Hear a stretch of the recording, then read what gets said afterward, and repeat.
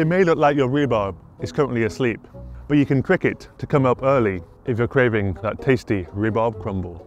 You may have heard about forcing rhubarb for an early tasty crop. Midwinter is the perfect time to do this, using a forcing jar like this one, or a large bin or bucket. This provides darkness, shelter, and plenty of room for those stalks to grow upwards. Sweet, tender pink stems are the result of this practice. This trick is best used on early varieties such as Timperley Early, Early Victoria and Early Superb. Only choose strong and healthy plants for forcing. We're quite lucky here at RHS Garden Bridgewater as we hold a national collection of rhubarb, so we have quite a few to choose from. Don't go forcing the same plant every year. If you have a few clumps, they can take it in turns.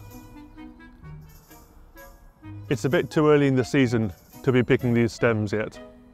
When they get to about 30 centimetres or so, we'll remove the whole jar and we'll pick a few stems for that lovely rhubarb crumble. And then we will let them grow on as normal for the rest of the growing season, picking as and when we need them. Winter is a good time to plant a new rhubarb and also to divide a clump that has become old and crowded. Dividing a plant helps to rejuvenate and keep it productive. Always remember, in the first year after planting, you don't want to pick any rhubarb. In the second year, you want to pick lightly. And in the third year, your rhubarb will be up and running. A healthy rhubarb plant is always worth the wait. Thanks for watching and good luck with that homegrown rhubarb crumble.